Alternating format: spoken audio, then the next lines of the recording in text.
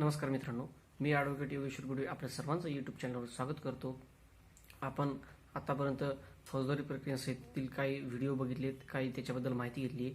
आज मी तुमच्यासाठी घेऊन आलो एक नवीन माहिती जी शेतकऱ्यांशी संबंधित आहे. ती म्हणजे कृषी बिल जे आलेले, कृषी ॲक्ट जो आलेला आहे त्या ॲक्टबद्दल आपण आज माहिती जाणून घेणार आहोत. तर त्या 3 कायद्यापैकी आज आपण एक पहिला कायदा आपण बघू आणि त्या कायद्यामध्ये काय सांगितले त्याच्याबद्दल आपण आज थोडक्यात माहिती घेणार आहोत. तर त्या कायद्याचं नाव आहे the farmers empowerment and protection agreement on price assurance and farm services act 2020 म्हणजे 2020.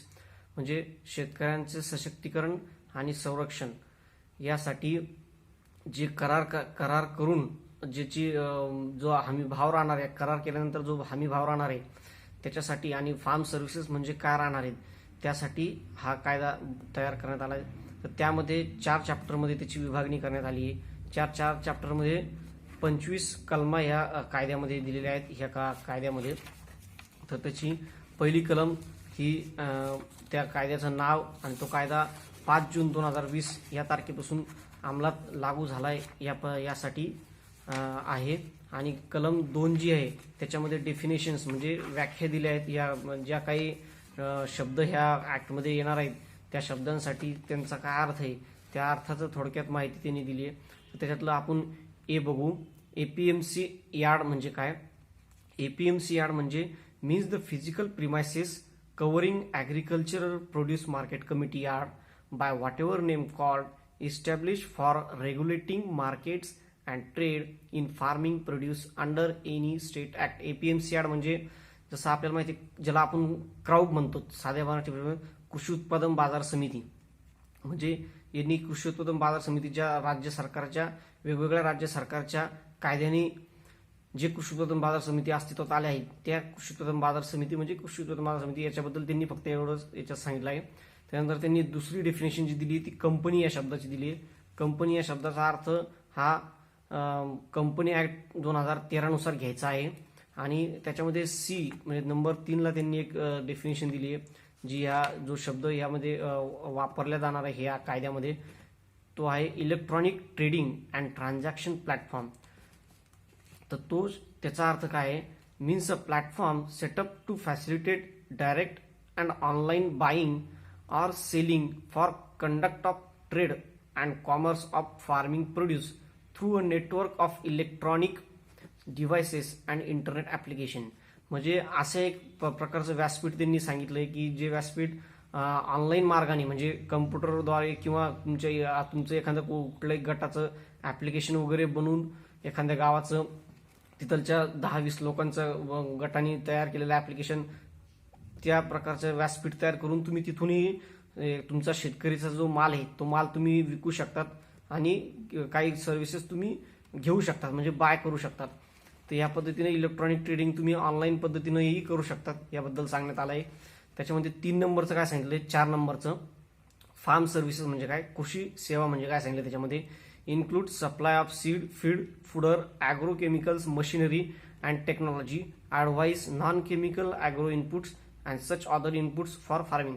कृषी सेवा म्हणजे काय सांगितले यांनी की जे शेती खतं असतात किंवा तंत्रज्ञान जे काही त्याच्यासाठी वापरण्यात येतात, शेती अवजारे, ह्या गोष्टीची सेवा पुरवणारे म्हणजे कृषी सेवा हे त्यांनी सांगितलंय. तर त्याच्यामध्ये 5 नंबरमध्ये त्यांनी फार्मर म्हणजे शेतकरी कोण आहे याच्याबद्दल सुद्धा त्यांनी डेफिनेशन दिली आहे. त्याच्यामध्ये त्यांनी सांगितलं means an individual engage in a production of farming produce by self or by hired labour or otherwise and includes a farmer produce organisation. मग शेतकरी म्हणजे कोण याच्याबद्दल त्यांनी सांगितलं की जो स्वतः शेती करतो किंवा मजूर लावून शेती करून घेतो किंवा अजून कुठल्याही मार्गाने शेती करून घेतो किंवा मग जे गटाने शेती करतात, जे फार्मर प्रोड्यूस अग्रीमेंट म्हणजे शेतकरी उत्पादक गट जे असतील त्यांनाही यांनी शेतकरी म्हणून हे केलंय. तर 6 नंबरमध्ये एफ म्हणजे काय सांगितलं त्यांनी, फार्मर प्रोड्यूस ऑर्गनायझेशन म्हणजे काय. फार्मर प्रोड्यूस ऑर्गनायझेशन म्हणजे कोणते ऑर्गनायझेशन राहणार, ते कोणते गट राहणार आहेत. तर त्याच्यामध्ये त्यांनी सांगितले means and association or group of farmers by what ever name called. म्हणजे त्यांनी सांगितलं की जे काय असोसिएशन गट किंवा संघटना ज्या काय बनतील शेतकऱ्यांच्या गटाने त्या रजिस्टर असतील किंवा त्या एखाद्या राज्य शासनाच्या किंवा केंद्र सरकारच्या एखाद्या स्कीमनी तयार झालेल्या गट किंवा संस्था असतील त्यांनाही कृषी उत्पादक गट म्हणून त्यांना मान्यता देण्यात येणार आहे. तर त्याच्यानंतर जी मध्ये काय सांगितलं त्यांनी, फार्मिंग ॲग्रीमेंट म्हणजे कृषी करार, हा फार महत्वाची डेफिनेशन आहे. त्याच्यामध्ये त्यांनी कृषी करार म्हणजे काय हे सांगितले. कृषी करार म्हणजे means a written agreement entered into between a farmer and a sponsor or a farmer, a sponsor and any third party prior to the production or rearing of any farming produce of a predetermined quality, in which the sponsor agreed to purchase such farming produce from the farmer and to provide farm services. आता farming agreement कृषी करारामध्ये sponsor हा शब्द येतो. Sponsor शब्दासाठी त्यांनी एक PO नंबरला डेफिनेशन दिली त्यांनी ओच्या ठिकाणी. तर स्पॉन्सर म्हणजे काय सांगतात ते, means a person who has enter in to a farming agreement with the farmer to purchase a farming produce, म्हणजे जो असा व्यक्ती की जो शेतकऱ्यासोबत त्या करारामध्ये सहभागी आहे आणि त्यांनी मान्य केलंय ते कृषी उत्पादन त्याच्याकडून विकत घेण्यासाठी.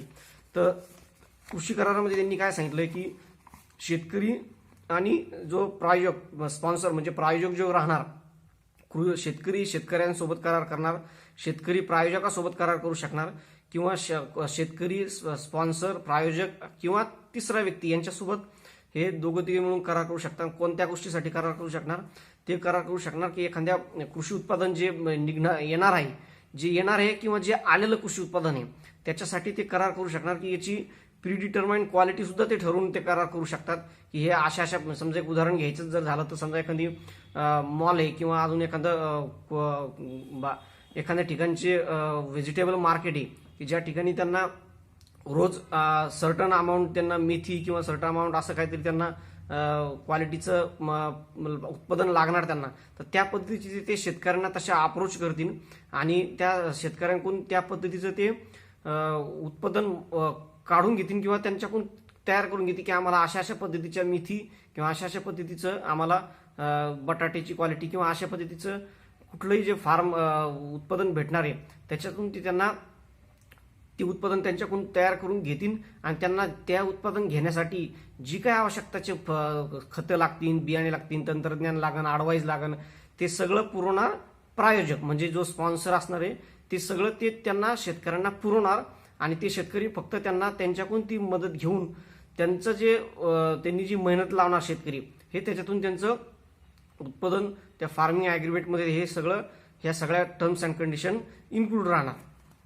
तर त्याच्यामध्ये त्यांनी एक्सप्लेनेशन काय सांगितले, for the purpose of this clause the term farming agreement may include, कृषी करारामध्ये अजून काय इन्क्लूड होऊ शकते हे सांगितले त्यांनी, trade and commerce agreement where the ownership of commodity remains with the farmer during production and he gets the price of produce on its delivery as per the agreed terms with the sponsor. त्यांनी काय सांगितले की जोपर्यंत कृषी करार जरी झालेला असला तरी जोपर्यंत त्या मालाचं उत्पादन म्हणजे त्या मालाची तोडणी किंवा कापणी किंवा त्याचं जोपर्यंत मोकळं करणार नाही, शेतीपासून त्याची तोडणी होणार नाही किंवा कापणी होणार नाही त्या उत्पादनाची, तोपर्यंत त्याचे जे अधिकार ते सगळे शेतकऱ्याकडेच राहणार आणि शेतकऱ्यांनी एकदा तो माल त्याला दिला की त्या क्षणी त्याला शेतकऱ्याला त्याची जी रक्कम आहे, जी ठरवलेली रक्कम आहे कृषी करारानुसार, त्यांना ती रक्कम त्वरित शेतकऱ्याला देणं हे स्पॉन्सरला बंधनकारक राहणार. त्याच्यामध्ये नंबर 2 काय सांगितले त्यांनी, production agreement where the sponsor agrees to provide farm services either fully or partially and to bear the risk of output but agreed to make payment to the farmer for the services rendered by such farmer. आणि याच्यामध्ये असं सांगितलं की production agreement म्हणजे काय की जर sponsor पूर्णपणे सर्व्हिसेस देतोय किंवा अर्ध्या काही सर्व्हिसेस देतोय, म्हणजे खते बियाणे जसे सांगितलं मी आधी की कृषी सर्व्हिसेस म्हणजे कुठल्या राहणार आहे की खते देणं, बियाणे देणं किंवा तंत्रज्ञान देणं, तर ह्या गोष्टीसाठी ते पूर्ण तंत्रज्ञान देतील किंवा पूर्ण काही मदत करतील किंवा अर्धी मदत करतील त्यानुसार. आणि जे काय ठरलेला त्याची किंमत आहे शेतकऱ्याची ती त्याच्यामधून त्यांना जेवढी किंमत आहे तेवढी ती किंमत ती शेतकऱ्याला त्यांना मोजावी लागणार स्पॉन्सरला जे प्रायोजक असणार ते. त्याच्यामध्ये त्यांनी 3 नंबरचे एक्सप्लेनेशन काय दिले, such other agreement or combination of agreements specified about, म्हणजे वरती जे दिलेले ॲग्रीमेंट आहे 2-3 प्रकारचे त्या सगळे मिळून कृषी करार म्हणू शकतो आपण त्याला किंवा त्यांच्या सगळ्यांच्या एका याला सुद्धा कृषी करार म्हणू शकतो. तर एच मध्ये त्यांनी अजून एक सांगितलंय की farming produce includes. Farming produce म्हणजे काय, कृषी उत्पादन म्हणजे काय, तर त्यांनी food stuffs including edible oil seeds and oils, all kinds of cereals like wheat, rice and other cores grains, pulses, vegetables. म्हणजे याच्यामध्ये त्यांनी सांगितलं की कृषी उत्पादन म्हणजे काय, सगळंच जे काय तुम्ही शेंगदाणे घेणार म्हणजे ज्याच्याकडून तुम्ही तेल काढू शकता, त्या तेलबिया किंवा अजून गहू, ज्वारी, जे सगळं सगळं आलं त्याच्यामध्ये तुम्ही कुक्कुटपालन आलं, शेळी मेंढी पालन आलं, मत्स्य उत्पादन आलं, त्याच्यामध्ये तुमचं डेअरीचं उत्पादन आलं, गाई म्हशी पाळणं, त्याच्यातून दूध वगैरे उत्पादन करणं, त्या सुद्धा सगळ्या गोष्टी कृषी उत्पादनामध्ये इन्क्लूड केल्या त्यांनी. तर त्याच्यामध्ये त्यांनी सांगितलं की जे ढेप असते म्हणजे साध्या भाषेत ढेप सुद्धा त्याच्यामध्ये त्यांनी हे केली की ते सुद्धा एक कृषी उत्पादन राहणार. आणि जो रॉ कॉटन असतो कापूस, त्यालाही त्यांनी कृषी उत्पादन म्हणून सांगितलंय.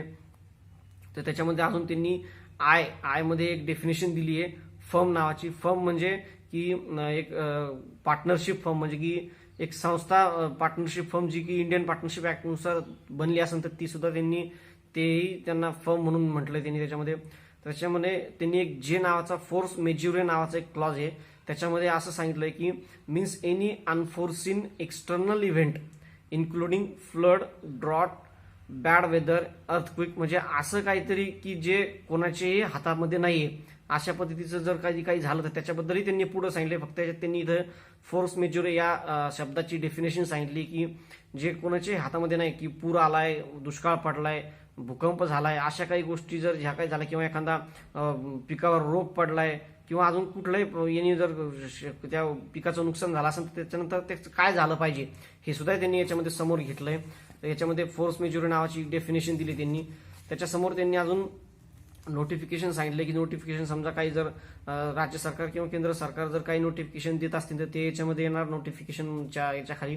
आणि पर्सन म्हणजे काय, व्यक्ती म्हणजे एक व्यक्ती म्हणजे कोण येऊ शकतं, याच्यामध्ये त्यांनी सांगितलं की 7 प्रकारची व्यक्ती सांगितली त्यांनी. एक इंडिव्हिज्युअल म्हणजे एक व्यक्ती व्यक्ती असू शकतो किंवा पार्टनरशिप फर्म तिलाही त्यांनी व्यक्ती म्हटलंय, कंपनीलाही व्यक्ती म्हटलंय किंवा लिमिटेड लायबिलिटी पार्टनरशिप LLP जी असतात जी कराराने तयार होती त्यांनाही त्यांनी व्यक्ती म्हटलंय, कोऑपरेटिव्ह सोसायटी तिलाही त्यांनी व्यक्ती म्हटलंय किंवा एखादी सोसायटी असेल त्यालाही त्यांनी व्यक्तीचा दर्जा दिलाय. आणि अजून कुठलंही गट आणि बॉडी ऑफ पर्सनचे जर इनकॉर्पोरेटेड असेल तर त्यांनाही त्यांनी व्यक्ती म्हणून मान्यता दिली. तर अशा पद्धतीनं एम मध्ये त्यांनी prescribe by rules made under this act, म्हणजे ह्या कराराने जे काही प्रिस्क्राईब केले ते प्रिस्क्राईब मध्ये त्यांनी सांगितलंय. आणि रजिस्टर अथॉरिटी सांगितली त्यांनी की means an authority notified as such by the state government under section 12. Section 12 मध्ये जी रजिस्टर अथॉरिटी दिली त्याच्याबद्दल त्यांनी सांगितलंय. आणि तर आपण स्पॉन्सर बघितलंच की ज्यांनी sponsor means any person who has entered in to a farming agreement with farmer to purchase a farming produce, म्हणजे कृषी उत्पादन घेण्यासाठी जो करारामध्ये आलेला व्यक्ती आहे तो एक स्पॉन्सर म्हणून राहणार. त्याला स्पॉन्सर म्हणून त्यांनी डेफिनेशन दिली की जो कृषी करार करून शेतकऱ्याकडून माल घेणार त्याला स्पॉन्सर म्हणून त्यांनी हे केलं. तर चॅप्टर 2 मध्ये त्यांनी फार्मिंग अग्रीमेंट बद्दल सांगितले, कृषी कराराबद्दल सांगितले. त्याच्यामध्ये त्याचं कलम 3 आहे. कलम 3 काय सांगते, farming agreement and it's period, कृषी करार म्हणजे काय आणि त्याचा कालावधी किती राहणार याच्याबद्दल त्यांनी सांगितलंय. त्याच्यामध्ये पोट कलम 1 काय सांगते तिची, a farmer may enter in to a written farming agreement in respect of any farming produce and such agreement may provide for the terms and condition for supply of such produce including the time of supply, quality, grade, standards, price and such other matters. म्हणजे याच्यामध्ये त्यांनी काय सांगितले, जो कृषी करार बनणार आहे किंवा कृषी करार तयार होणार आहे त्याच्यामध्ये काय असलं पाहिजे की टाइम ऑफ सप्लाय असला पाहिजे की कधी क्वालिटी, त्याची क्वालिटी कशी असली पाहिजे त्या उत्पादनाची, त्याचं श्रेणी म्हणजे त्याची गुणवत्ता कशी असली पाहिजे, त्याची किंमत किती असली पाहिजे, हे सगळ्या गोष्टी शेतकरी त्या स्पॉन्सर सोबत एकत्र बसून करार करणार की अशा पद्धतीचं मेथीची, समजा आपण एक उदाहरण जर घ्यायचं झालं तर मेथीची क्वालिटी अशा पद्धतीची राहणार आणि त्या मेथीला अशा पद्धतीचा भाव राहणार किंवा अशा पद्धतीचं त्याची स्टँडर्डनेस राहणार, त्याचा ग्रेड राहणार आणि अशा त्याचा सप्लाय कधी करायचा ह्या गोष्टीही त्यामध्ये इन्क्लूड राहणार की त्याचा ह्या 2-3 महिन्यांनी 6 महिने कधी सप्लाय करायचा ह्या गोष्टी त्याच्यामध्ये इन्क्लूड राहणार. त्याच्यामध्ये बी सांगितलं त्यांनी the terms related to supply of farm services, किंवा तो सप्लाय कोणी करायचा किंवा स्पॉन्सर शेतकऱ्यांकडून डायरेक्ट त्यांच्या बांधावरून घेऊन जाणार, ह्या पद्धतीच्याही काही गोष्टी त्याच्यामध्ये ते इन्क्लूड कृषी करारामध्येच इन्क्लूड राहणार. त्याच्यामध्ये प्रोव्हाइडो सांगितलं त्यांनी provided that the responsibility for compliance of any legal requirement for providing such farm services shall be with the sponsor or the farm service provider as the case may be. आता जसं आपण याच्यामध्ये बघितले आधी की form services sponsor देतोय, म्हणजे sponsor जर देणार असेल ह्या बियाणे किंवा अजून तंत्रज्ञान अवजारे वगैरे आणून देणार असेल तर त्या गोष्टीसाठी जे लिगल प्रोसिजर वगैरे लागणार, काही गोष्टी लागणार, लिगल रिक्वायरमेंट लागणार, त्याची मान्यता घेणं, ह्या गोष्टी त्या सगळ्या गोष्टी स्पॉन्सरकडे राहणार आणि स्पॉन्सरची जबाबदारी राहणार ते शेतकऱ्याला पुरवायची.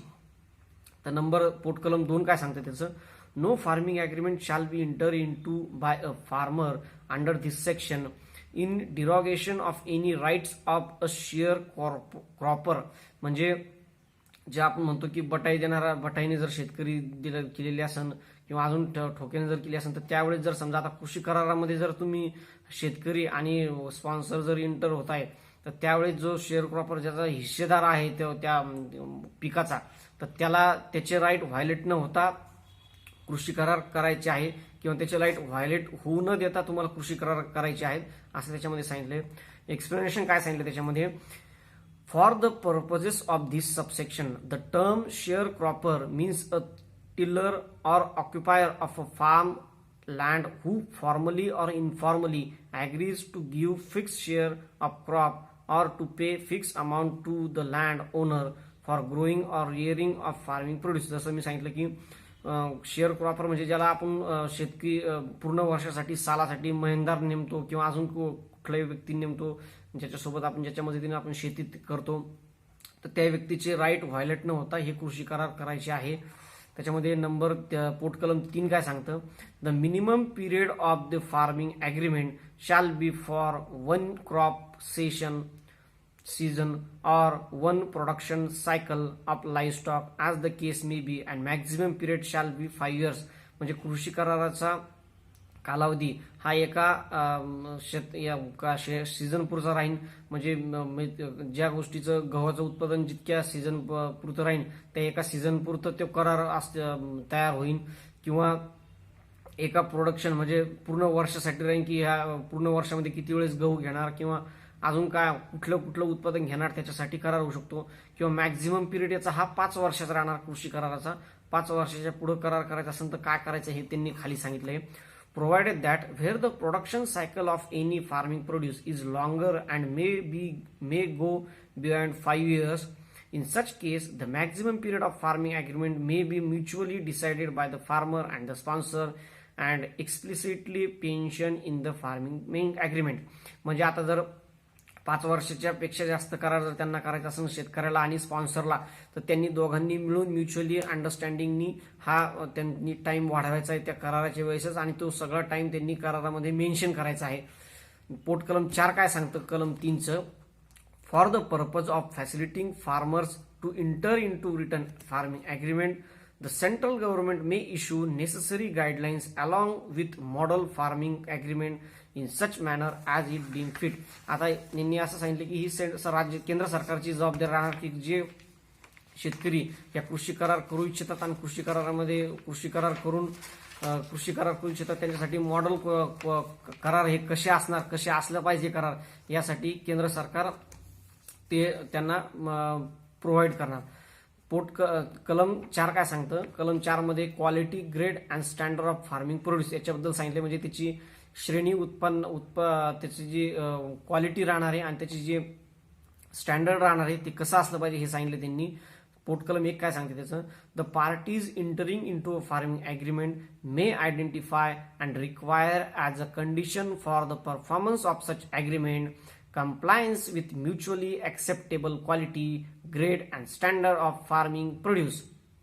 म्हणजे याच्यामध्ये त्यांनी सांगितलं की कृषी करार जो करताना ज्यावेळेस शेतकरी आणि जे स्पॉन्सर जे करार करणार आहे त्यांनी जे म्युच्युअली अंडरस्टँडिंगने त्यांची त्या उत्पादनाची म्हणजे जर समजा आंब्याबाबत जर ते करार करत असतील तर त्या आंब्याची ते क्वालिटी ठरवणार की हा आंबा अशा क्वालिटीचा राहणार, अशा पद्धतीचं त्याचं शेप राहणार किंवा कशा पद्धतीचं ते कोणत्या कृषी उत्पादनासाठी ते करार करतात डिपेंड ऑन त्याच्यावर राहणार की ते किती कशा प्रकारचा त्याचं स्टँडर्डायझेशन त्यांना ठेवायचं आहे आणि ते दोघांनी म्युच्युअल अंडरस्टँडिंगनी ठरवायचंय की अशा पद्धतीचं त्याचं उत्पादन राहायला पाहिजे, इतकं त्याचं उत्पादन भेटलं पाहिजे.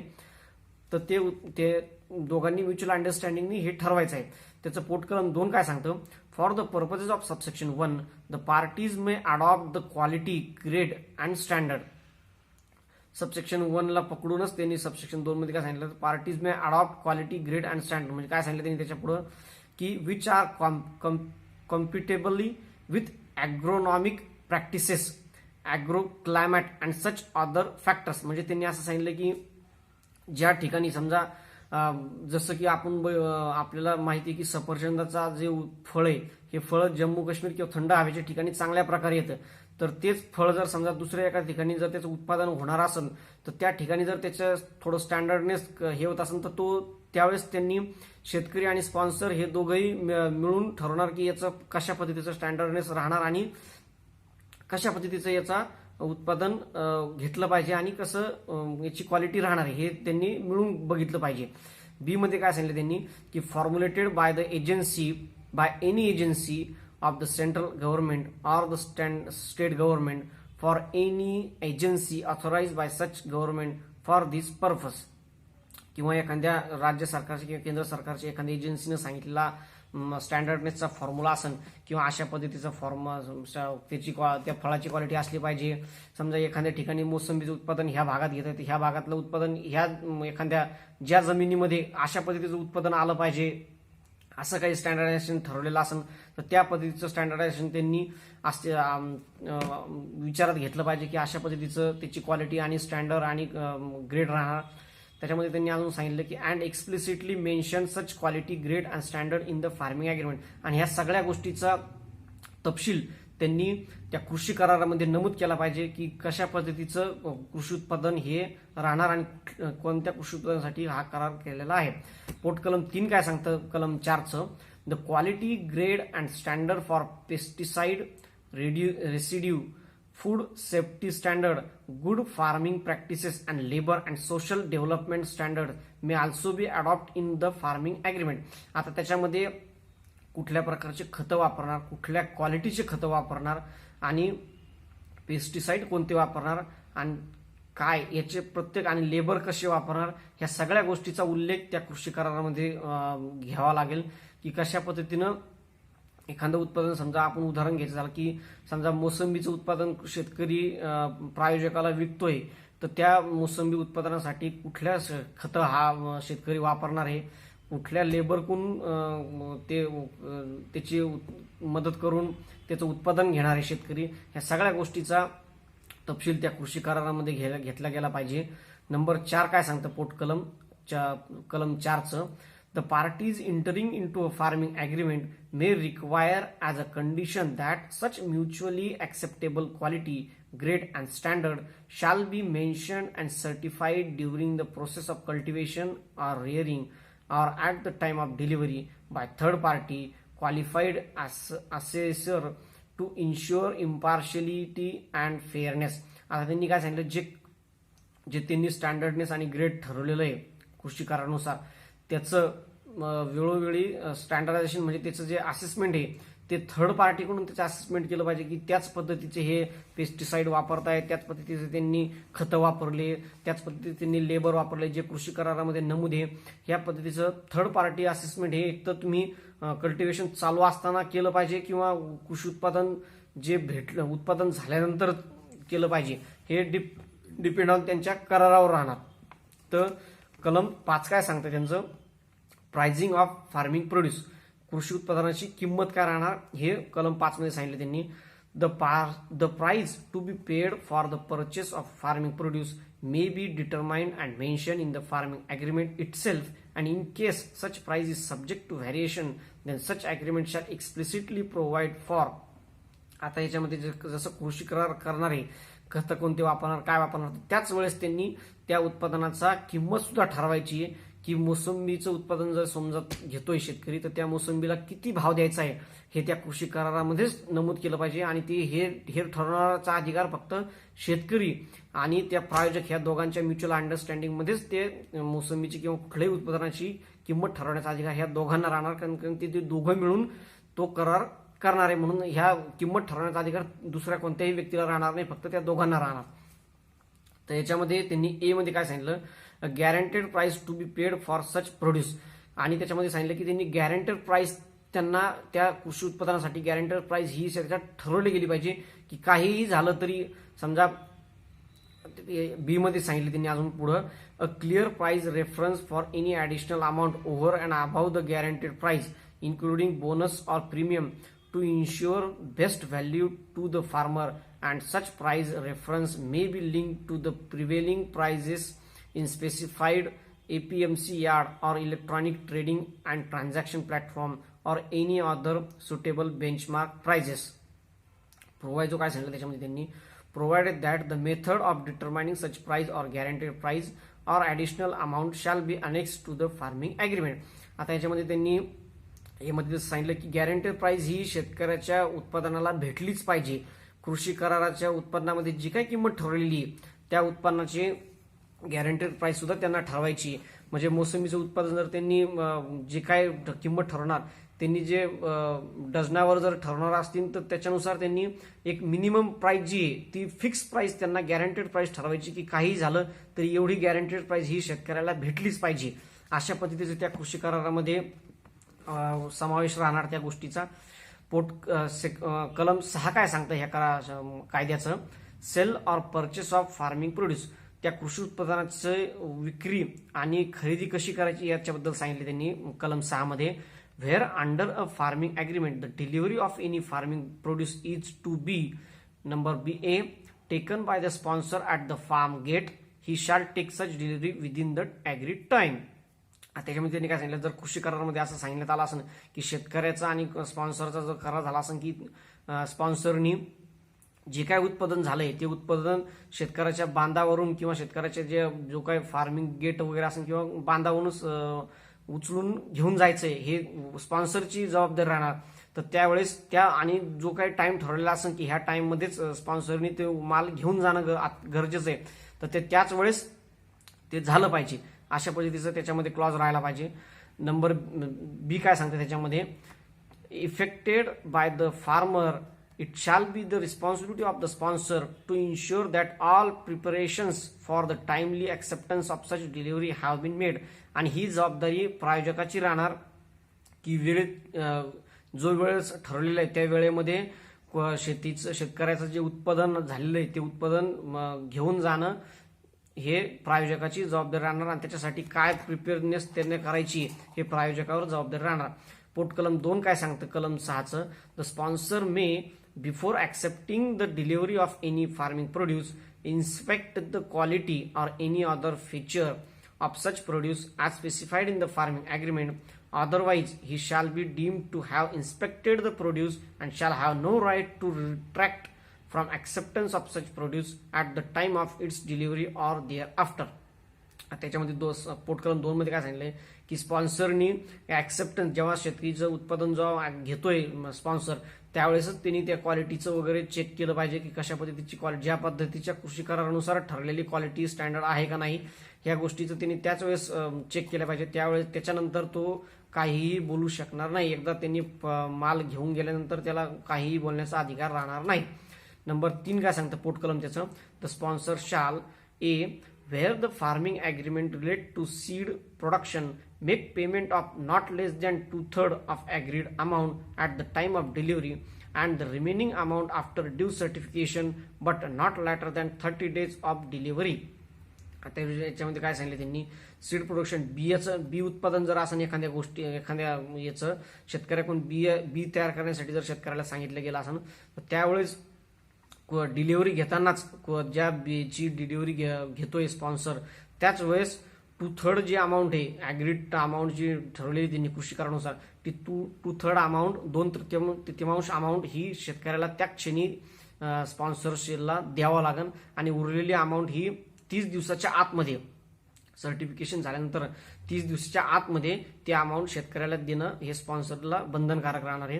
बी काय सांगते त्याच्यामध्ये, in other cases make payment of agreed amount at the time of accepting the delivery of farming produce and issue a receipt slip with details of the sale produce. आणि दुसरे कोणते जर उत्पादन असेल तर त्यावेळेस त्याला पूर्ण अमाऊंट ही स्पॉन्सरला त्या क्षणी शेतकऱ्याला देणं बंधनकारक आहे आणि त्याची रिसिप्ट स्लिप सुद्धा शेतकऱ्याला त्याला द्यावं लागेल स्पॉन्सरला. पोट कलम 4 काय सांगते त्याचं, the state government may prescribe the mode and manner in which payment shall be made to the farmer under subsection 3. आणि याच्यामध्ये राज्य सरकार ठरवू शकतं की शेतकऱ्याला कुठल्या पद्धतीनं पेमेंट झालं पाहिजे, चेकनी किंवा अजून कुठल्या मार्गाने पेमेंट झालं पाहिजे हे राज्य सरकार ठरवणार. कलम 7 काय सांगतं ह्या कायद्याचं, examination with respect to farming produce. Examination with respect to farming produce म्हणजे कृषी उत्पादनाचं एक्झामिनेशन कशा पद्धतीने होणार याबद्दल कलम 7 आहे.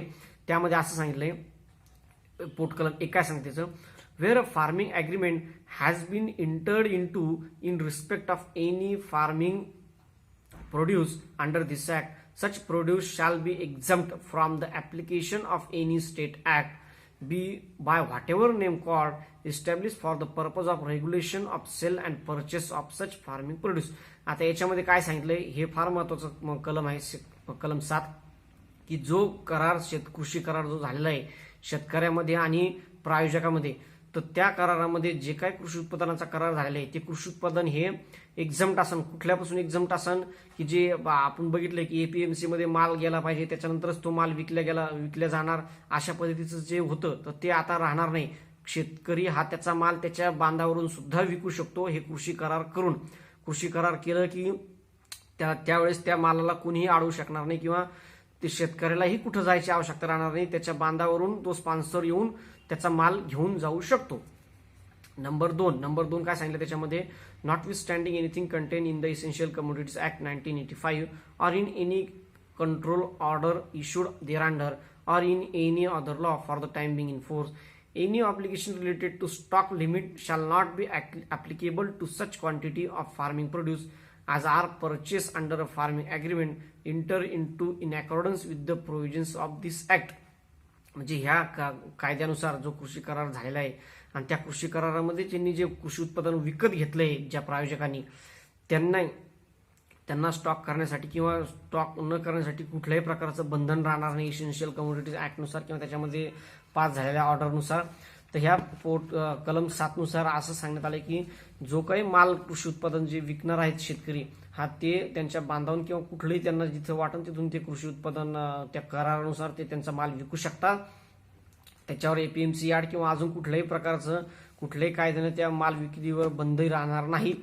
कलम 8 काय सांगते त्याचं, sponsor prohibited from acquiring ownership rights or making permanent modification on farmers land and premises. त्याच्यामध्ये असं सांगितलं की जे स्पॉन्सर प्रायोजक जे राहणार आहेत त्यांना बंधन घातलंय की ते काही ती जागा घेऊ शकत नाही. जे शेतकऱ्याची जी शेती राहणार आहे त्याच्यावर प्रायोजकाचा कुठल्याही प्रकारचा अधिकार राहणार नाही.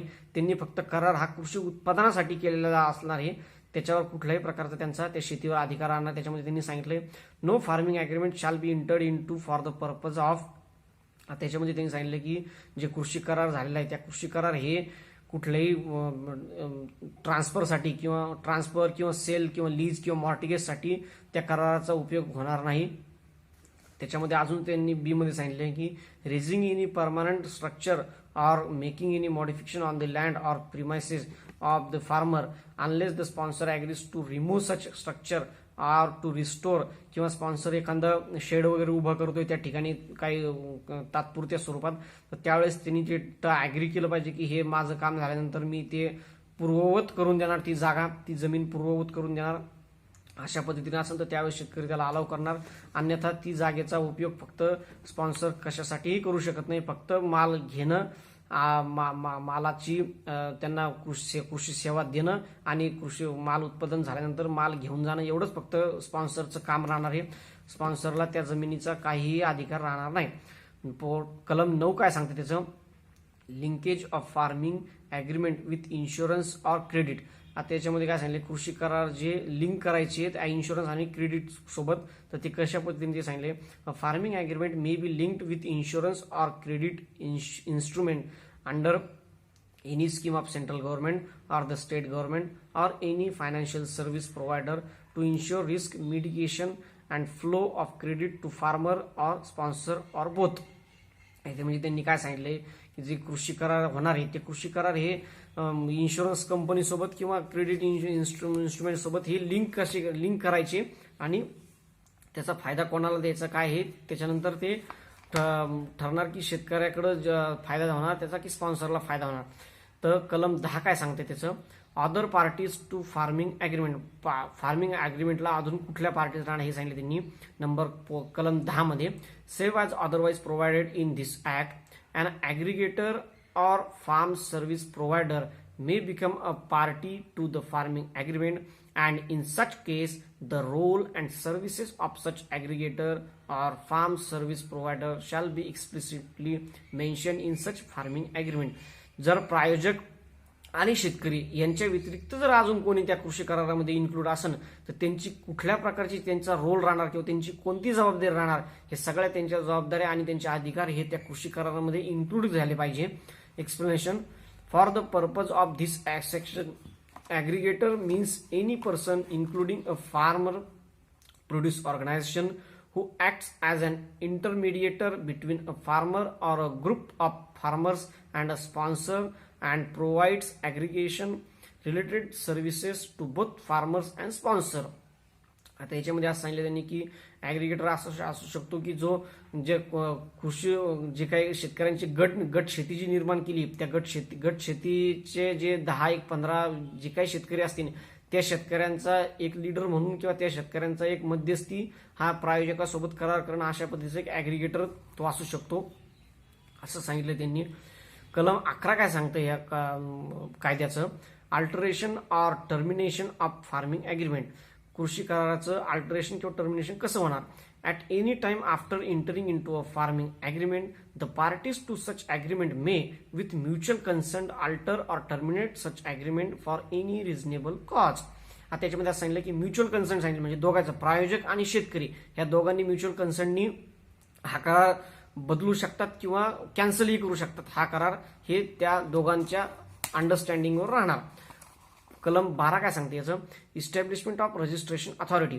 आता रजिस्ट्रेशन अथॉरिटीची कशी इस्टॅब्लिशमेंट राहिली हे सांगितले त्यांनी कलम 12 मध्ये. State government may notify a registration authority to provide for electronic registry for that state that provides facility framework for registration of farming agreement. Number 2, the constitution, composition, powers and function of the registration authority and the produce for registration shall be such as may be prescribed by the state government. म्हणजे आता हे जे कृषी करार होणार आहे यांचं registration म्हणजे त्यांची नोंदणी करण्यासाठी जी यंत्रणा उभी करायची ती यंत्रणा ही राज्य सरकारने उभी करायची आहे आणि राज्य सरकार ठरवणार सांगणार की कसल्या प्रकारे ते कराराची नोंदणी करायची आहे. आता आपण चॅप्टर 3 बघू, डिस्प्यूट सेटलमेंट म्हणजे वादविवाद जर निर्माण झाला ह्या करारामध्ये तर तो कशा पद्धतीने सॉल्व्ह करायचा हे आता आपण चॅप्टर 3 मध्ये बघू. चॅप्टर 3 मध्ये कलम 13 काय सांगतं, कन्सिलिएशन बोर्ड फॉर डिस्प्यूट सेटलमेंट म्हणजे एक मंडळ स्थापन करणार ज्या मंडळामध्ये कन्सिलिएशन म्हणजे वादविवाद मिटवण्यासाठी ह्या बोर्डमध्ये त्या मंडळामध्ये कोण कोण असणार आणि त्याची काय जबाबदारी राहणार हे आपण 13 मध्ये बघू. नंबर स्पोर्ट कलम 1 काय सांगते त्याचं, every farming agreement shall explicitly provide for conciliation process and formation of a conciliation board consisting of representative of parties to the agreement. म्हणजे कन्सिलिएशन बोर्ड कशा पद्धतीनं बनणार किंवा त्याच्यासाठी दोघांचे रिप्रेझेंटेटिव्ह राहणार म्हणजे दोन्ही जे शेतकरी आणि प्रायोजक राहणार त्या दोन्ही प्रायोजकाचे आणि शेतकऱ्याचे हे रिप्रेझेंटेटिव्ह त्यामध्ये असणारे वाद मिटवण्यासाठी जे सलोखा मंडळ आहे. सलोखा मंडळ म्हणजे डिस्कन्सिलिएशन जे बोर्ड राहणार आहे त्यामध्ये दोघांचे रिप्रेझेंटेटिव्ह राहणार. त्यामध्ये प्रोव्हायजो काय सांगितलं त्यांनी, provided that representation of parties in such cancellation board shall be fair and balance. ते जे रिप्रेझेंटेशन राहणार ते बॅलन्स असलं पाहिजे, म्हणजे दोघांचाही एक एक व्यक्ती त्या बोर्डामध्ये असला पाहिजे आणि ते फेअर असलं पाहिजे. म्हणजे आणि पोटकलम 2 काय सांगते त्याचं, a dispute arising from any farming agreement shall be first referred to the conciliation board form as per the provision of the farming agreement and every endeavor shall be made by such board to bring about settlement of such dispute. म्हणजे ह्या कृषी करारामुळे जर काही जर वाद उद्भवला दोघांमध्ये, शेतकरी आणि प्रायोजकामध्ये कुठल्याही प्रकारचा, तर तो वाद सर्वात पहिले ते जे सलोखा मंडळ निर्माण केलंय कृषी करारामध्येच या सलोखा मंडळाची उल्लेख राहणार. त्या सलोखा मंडळाकडे हे वाद त्वरित मिटवण्याची तत्परता या सलोखा मंडळावर राहणार. पोटकलम 3 काय सांगतं, where in respect of any dispute a settlement is arrived during the course of conciliation proceeding, a memorandum of settlement shall be drawn accordingly and signed by the parties to such dispute and such settlement shall be binding on the parties. आता ह्या कन्सिलेशन proceeding मध्ये जर त्या दोघांचं वाद मिटला, तर ते वाद मिटल्यानंतर त्या दोघांमध्ये सेटलमेंट होणार आणि त्या सेटलमेंटवर दोघांचीही सिग्नेचर होऊन ते दोघांनाही ते सेटलमेंट बंधनकारक राहणार. अशा पद्धतीचं ते सेटलमेंट त्यांना करावं लागणार. तर कलम 14 काय सांगतं, मेकॅनिझम फॉर डिस्प्यूट रिझोल्युशन. म्हणजे डिस्प्यूट रिझोल्युशनसाठी अजून कुठलं मेकॅनिझम आहे ते कलम 14 मध्ये सांगितलं आहे. पोटकलम 1 काय सांगतं 14चं, where the farming agreement does not provide for conciliation process as required under subsection 1 of section 13 or the parties to the farming agreement fail to settle their dispute under this section within period of 30 days, then any such party may approach the concerned SDM subdivisional magistrate who shall be the subdivisional authority for deciding the dispute under farming agreement.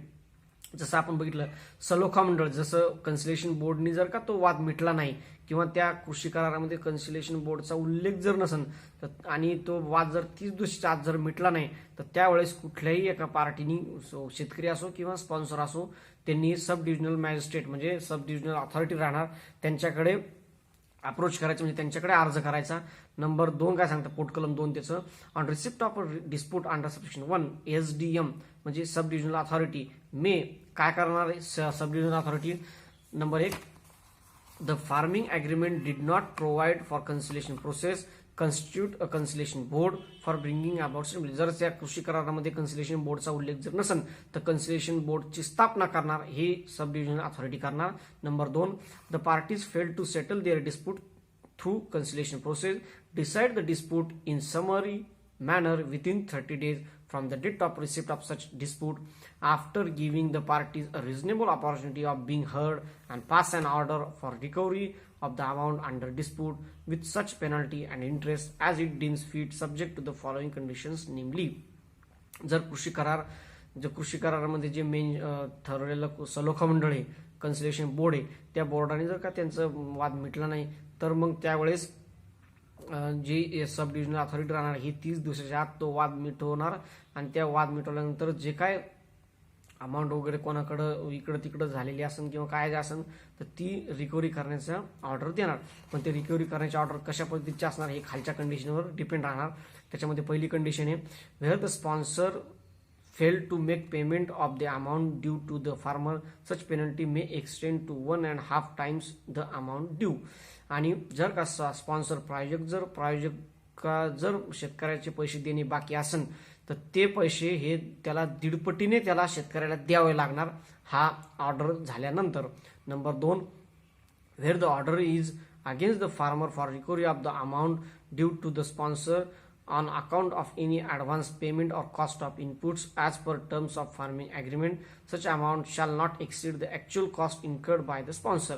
आणि याच्यामध्ये जर का शेतकऱ्यांच्या विरोधात जर order झाली तर त्या ऑर्डरमध्ये जेवढी काही रक्कम सांगितलेली आहे तेवढ्याच रक्कमे फक्त स्पॉन्सरला द्यायची. त्याला जसं आधी सांगितलं की स्पॉन्सरला 1.5 पट पैसे हे शेतकऱ्याला द्यावे लागणार जर स्पॉन्सर देणेकरी लागतो शेतकऱ्याचे.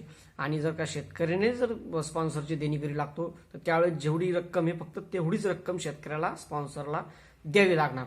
नंबर 3 काय सांगतं, where the farming agreement in dispute is in contravention of the provisions of this act or default by the farmer is due to force majeure, then no order for recovery of amount shall be passed against the farmer. जर समजा जसं आपण force मेज्युअर हा शब्द इथला आपण बघितला आधी की फोर्स मेज्युअर म्हणजे अशी अनपेक्षित घटना की ज्या घटनेमुळे त्या कृषी उत्पादनाचे नुकसान झाले किंवा अजून काही झाले, तर त्यावेळेस तशा वेळेस जर समजा काही प्रॉब्लेम आला तर त्यावेळेस शेतकऱ्याच्या विरोधात ऑर्डर पास केली जाणार नाही असं याच्यामध्ये सांगण्यात आले. पोट कलम 3 काय सांगतं, every order pass by the sub divisional authority under this section shall have the same force as a degree of civil code and be enforceable in the same manner. आता याच्यामध्ये जी काही ऑर्डर पास झाली ती civil कोर्टाची order राहणार, civil कोर्टाची degree राहणार, अशा पद्धतीचं तिचा पॉवर राहणार त्या ऑर्डरची. पोट कलम 4 काय सांगतं, any party agreed by the order of the sub divisional authority may prefer an appeal to the appellate authority which shall be presided over by the collector or additional collector. आता सब divisional अथॉरिटीच्या ऑर्डरनी जर शेतकरी किंवा प्रायोजक हे जर का नाराज झाले असतील किंवा त्यांच्या विरोधात ती ऑर्डर केली असतील तर ते ती ऑर्डर कलेक्टरकडे किंवा ॲडिशनल कलेक्टरकडे चॅलेंज करू शकतात. पोट कलम 5 काय सांगतं, द अपीलेट अथॉरिटी शाल dispose of the appeal within 30 days. आणि जे अपीलेट अथॉरिटी आहे त्यांनी ते 30 दिवसाच्या आत ते अपील डिस्पोज करायचं आहे. पोट कलम 6 काय सांगतं, every order pass by the appellate authority under this section shall have same force as degree of civil code and be enforceable in the same manner. आता जी अपीलेट अथॉरिटीने ऑर्डर पास केली ती ऑर्डर सुद्धा दिवाणी न्यायालयाची डिग्री आहे अशा पद्धतीनंच तिची अंमलबजावणी होणार. पोट कलम 7 काय सांगतं, the amount payable under any order pass by the sub divisional authority or the appellate authority as the case may be recovered as arrears of land revenue. आणि जी काय ऑर्डर पास केली SD सब डिव्हिजनल अथॉरिटीने किंवा appellate अथॉरिटीने, तर ती ऑर्डरमध्ये जी काय रक्कम सांगितली ती रक्कम ही लँड कृषीवरचं बोजा अशा पद्धतीनं ती त्याच्याकडून रिकव्हरी केली जाणार, शेतीवरचा बोजा म्हणून. तर पोट कलम 8 काय सांगतं, the sub divisional authority or the appellate authority shall while deciding disputes under this section have all the powers of civil code for the purpose of taking evidence on oath, enforcing the attendance of witnesses, compelling the discovery and production of document and material objects, and for such other purposes as may be prescribed by the central government. आणि सब divisional authority आणि appellate authority हे ज्यावेळेस हे appeal किंवा हे जे अर्ज ते डिसाईड करत असणार त्यावेळेस त्यांना सिव्हिल कोर्ट दिवाणी न्यायालयाचे पॉवर हे त्यांना ह्या कलमानी त्यांना दिलेले आहे. तर पोट कलम 9 काय सांगते त्याचं, the manner and procedure for filing a petition or an application before the sub divisional authority and an appeal before the appellate authority shall be such as may be prescribe by the central government. केंद्र सरकारने जी पद्धत सांगून दिलेली आहे किंवा सांगून देणार त्या पद्धतीनुसारच सब डिव्हिजनल अथॉरिटी किंवा अपीलेट अथॉरिटीकडे अर्ज करता येणार. कलम 15 काय सांगतं, no action for recovery of dues against farmers land notwithstanding anything contain in section 14. No action for recovery of any amount due in pursuance of an order pass under that section shall be initiated against the agriculture land of the farmer. आणि शेतकऱ्याच्या शेतीविरुद्ध काय कुठल्याही प्रकारचं ते जी काय order pass केली कलम 14 नुसार त्या 14च्या ऑर्डरनुसार शेतकऱ्याच्या शेतीविरोधात कुठल्याही प्रकारची गदा म्हणजे कुठल्याही प्रकारचं त्याच्यावर त्या शेती थ्रू त्याच्याकडून रिकव्हरी केले जाणार नाही अशा पद्धतीचं एक प्रोटेक्शन हे शेतकऱ्याला ह्या कलमानुसार दिलेलं आहे. तर आता आपण चॅप्टर 4 पाहू ज्याच्यामध्ये विविध प्रकारचे काही अजून काय सांगितलेल्या प्रोव्हिजन्स आहेत त्या बघू. त्याच्यातली 16 नंबरची कलम काय सांगतं, power of central government to give direction. The central government may from time to time give such direction. त्याच्यामध्ये असं सांगितलं की केंद्र सरकार हे राज्य सरकारला वेळोवेळी डायरेक्शन देणार किंवा माहिती देणार की कशा पद्धतीनं राज्य सरकारने ह्या कायद्याची अंमलबजावणी करायची किंवा कशी अंमलबजावणी करून घ्यायची हे पद्धतीनं डायरेक्शन हे केंद्र सरकार राज्य सरकारला देणार. कलम 17 काय सांगतं, authorities under act to be public servant. ह्या कायद्यानुसार ज्या अथॉरिटी निर्माण झालेल्या आहे, रजिस्ट्रेशन अथॉरिटी 12 नुसार, त्याच्यानंतर कन्सिलेशन बोर्ड राहणार, ह्या सगळ्या गोष्टी ह्या IPCच्या कलम 21 नुसार ह्या पब्लिक सर्वंट म्हणजे सरकारी नोकर राहणार ते त्याच्यामधले अथॉरिटी. त्याच्यानंतर कलम 18 काय सांगतं, protection of action taken in good faith. आता याच्यामध्ये जे ऍक्शन घेतली सब रजिस्टर अथॉरिटीने किंवा सब डिव्हिजनल अथॉरिटीने, तर ती जी ऍक्शन घेतली किंवा तो जो ऑर्डर पास केली काही त्याच्यामध्ये हे झालंय, तर ती शेतकऱ्याच्या भल्यासाठी किंवा अजून कुठल्याही चांगल्या हेतूनेच केली, त्या हेतून असं समजूनच त्यांच्या विरोधात कुठल्याही प्रकारची ऑर्डर पास होणार नाही, हे त्यांचं प्रोटेक्शन दिलंय कलम 18 मध्ये. कलम 19 काय सांगतं, bar of jurisdiction of civil court. No civil court, कलम 19 काय सांगतं, no civil court shall have jurisdiction to entertain any suit or proceeding in respect of any dispute which a sub divisional authority or appellate authority is empowered or under this act to decide, and no injunction shall be granted by any court or other authority in respect of any action taken or to be taken in pursuance of any power conferred by or under this act or any rules made thereunder.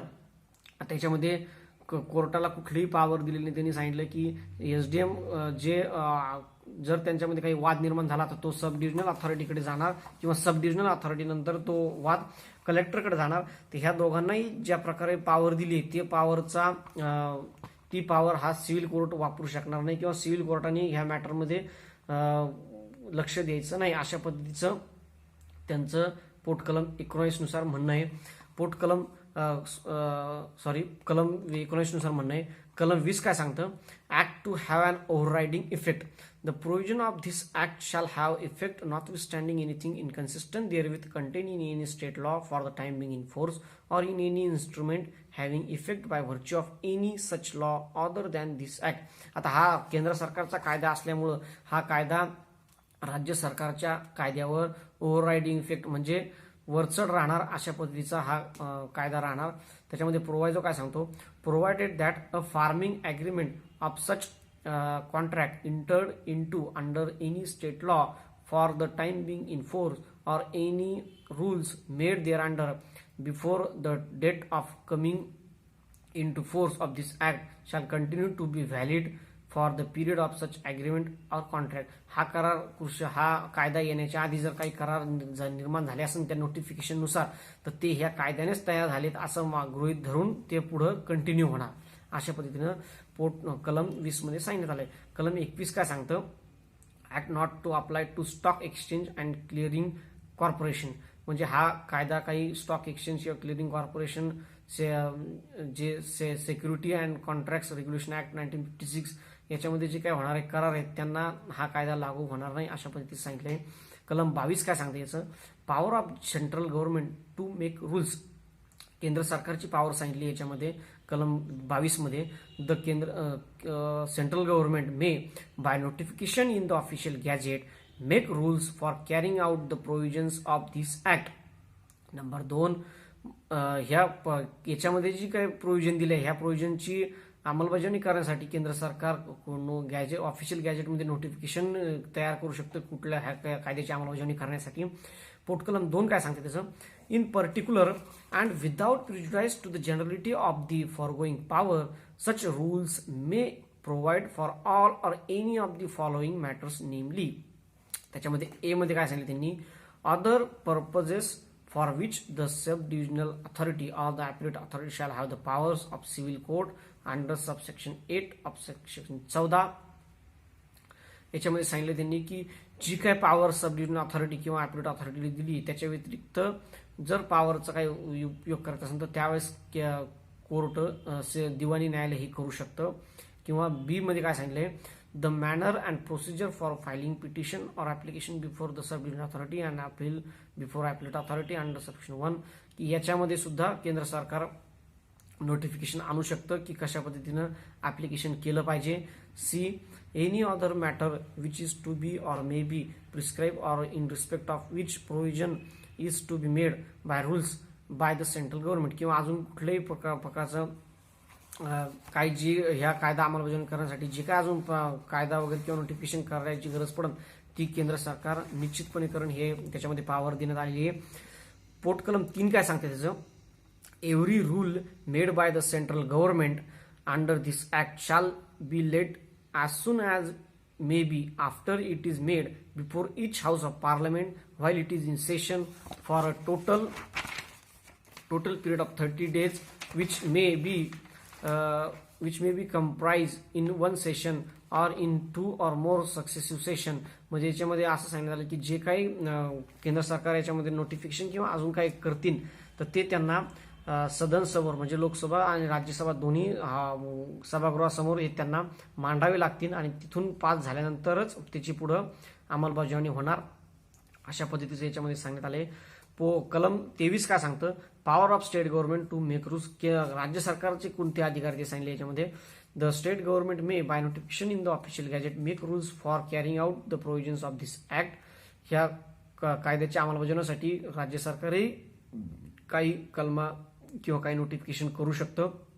पोटकलम 2 काय सांगते त्याचं, in particular and without prejudice to the generality of the foregoing power such rules may provide for all or any of the following matters. खालच्या मॅटरसाठी किंवा खालच्या प्रकरणासाठी राज्य सरकार नोटिफिकेशन आणू शकतं. ते म्हणजे A, the mode and manner of payment, जो काही शेतकऱ्याला पैसा द्यायचा आहे स्पॉन्सरनी कुठल्या मार्गाने द्यायचा, काय द्यायचा, या पद्धतीसाठी नोटिफिकेशन सुद्धा राज्य सरकार आणू शकतं.